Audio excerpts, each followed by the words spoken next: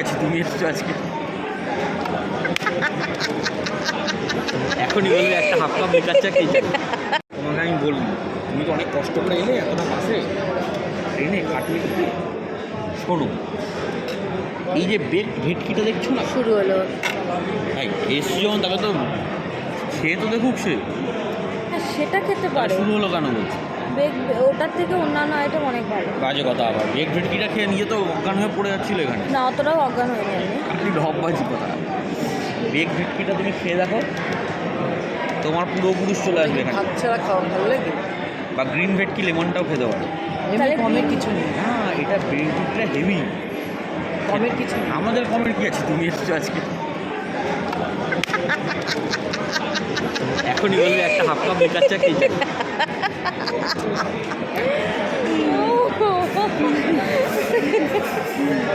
সব কাজে টাইয়ে না বলে পাশে বিলটা তুমি দাও। এই তো পয়সা দিয়ে কি খরচা করা খুব পয়সা দিয়ে শোনো মা, হয়ে গেছে তোমাদের হয়ে গেছে। আর পয়সা আমরা মানে তিনজন কম আছি। দেয় না, দেয় না তো। হ্যাঁ, আমরা তিনজন আছি। গুনে গুনে পয়সা দেয় বাবা। আমি তাই? ও আচ্ছা, আমি ভালো। না না গুনে গুনে।